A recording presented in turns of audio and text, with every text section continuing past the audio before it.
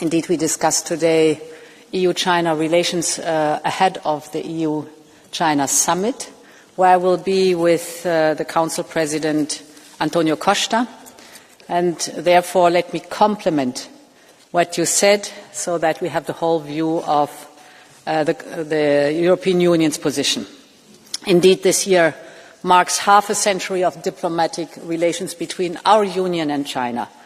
And this has coincided with possibly the most remarkable chapter in China's long history. In just 50 years, its GDP has grown by more than 10 times. Villages were replaced by megacities. More than 800 million people lifted themselves out of poverty. Once a society of agriculture, China has become an industrial giant and a clean tech leader. Once an underdeveloped country, it has turned into the largest lender to developing nations. China has always been one of the great global civilizations, but in the last 50 years, it has also become one of the great global powers. Honourable Member, this makes our relationship with China one of the most defining and consequential for the rest of this century. But our relations with China must be rooted in a clear-eyed assessment of the new reality. I've always said it, Europe is fully committed to result-oriented engagement with China. And this Commission is leading the way when it comes to de-risking, not decoupling. We, EU and China, are two of the three largest economies and trade powers in the world. But we only trade some 2 billion euros worth every day. This is only twice the volume we are trading with Switzerland. Because while the Chinese market is enormous, our access to the market remains limited. The point here is that while we are leading voices on global challenges, there are very real risks at play for Europe. These risks are both strategic and systemic in nature. They affect our security and our competitiveness. These risks emerge from the fact that China has an entirely different system and it has unique instruments at its disposal to play outside the rules. This, for instance, allows China to flood global markets with subsidized overcapacity, not just to boost its own industries, but to choke international competition. China has also become a formidable actor in the global information and cyberspace. We very much welcome the voices of all Chinese on global issues of shared concern, but we will be very vigilant against any form of influence operations and cyber attacks in Europe. This is plain and simply unacceptable. Honourable Members, these realities do present a real challenge for Europe to confront. And we have started to address these challenges. Whether de-risking our economy and industry, using our new toolbox for trade defence measures, or diversifying our supply chains in sectors where China holds dependencies, if not outright monopolies. At the same time, I believe there is also an opportunity here to build a more meaningful partnership with China. But to move our relationship forward, we need to make real progress and find fair solutions on the issues where we have been deadlocked for far too long: predictability and reliability. This is how we can work in our mutual interest. And this is the message I will bring to the EU-China summit later this month.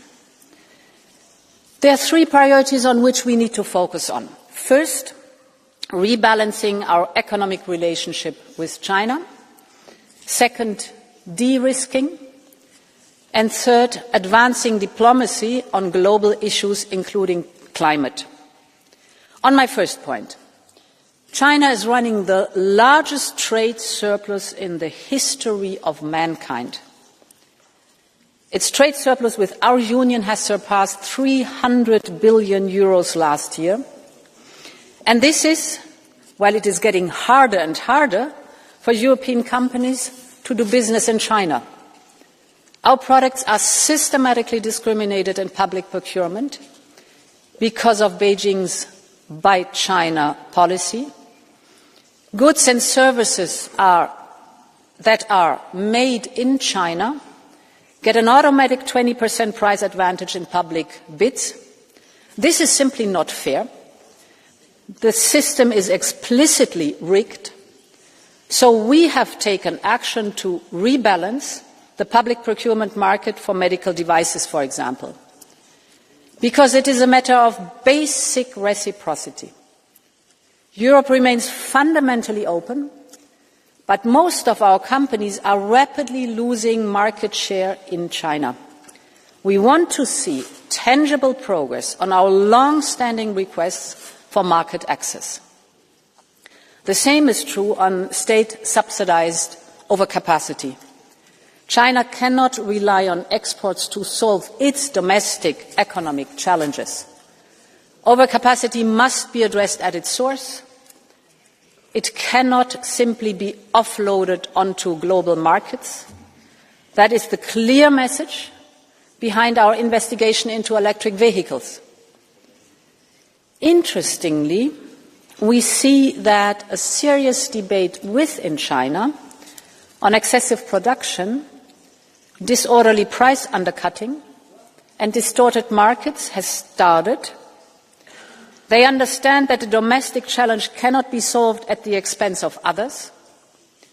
And let me be clear, if our partnership is to move forward, we need a genuine rebalancing, fewer market distortions, less overcapacity exported from China, and fair reciprocal access for European business in China.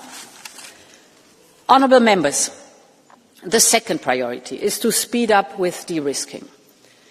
China invested early in many of the technologies of the future, but then it started flooding global markets with cheap subsidized goods to wipe out competitors.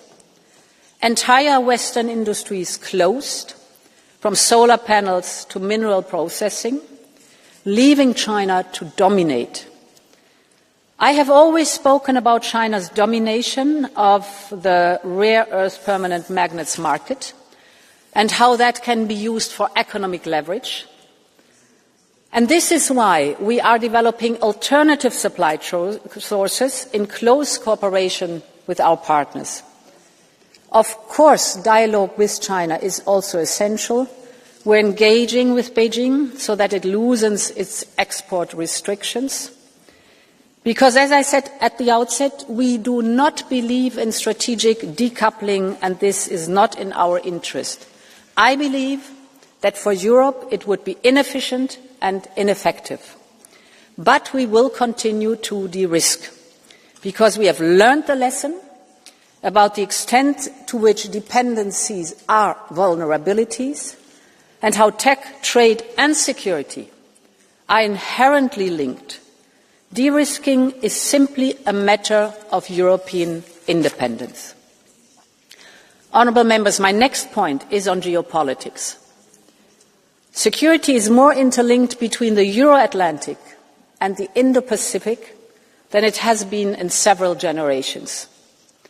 And it is evolving rapidly. So it is in our interest to work together. But we also know that China's unyielding support for Russia is creating heightened instability and insecurity for Europe. We can say that China is de facto enabling Russia's war economy, and we cannot accept this. And I've always said how China continues to interact with Putin's war will be a determining factor for EU-China relations going forward. If China claims to defend the international rules-based order, then it should unequivocally condemn Russia's gross violation of Ukraine's sovereignty, territorial integrity, and internationally recognized borders, and act accordingly. And if China claims to defend multilateralism, then it must respect the rules and principles of international trade anchored in the WTO. Honourable members, my final point is about our cooperation to address climate change. While China is the largest emitter in the world, with 30% of global emissions, clean energy also accounted for over 1/4 of China's GDP growth. China invested over $900 billion in clean technologies alone, more than the US, Europe, Japan and India combined. Beijing is at once a staunch competitor in the clean tech race and on the other hand, a vital partner for global decarbonization. This is the complexity we must deal with. We must switch gear in our competition, but also explore every avenue for cooperation. We are both convinced that the triple planetary crisis of climate, biodiversity loss and pollution requires a strong multilateral framework. And we want COP30 in Belém to deliver ambitious results. We both see net zero targets and policies as a growth strategy and a real driver for industrial modernization. And we both see the opportunities to work closer together in sectors such as emission trading, carbon capture and storage, and the circular economy.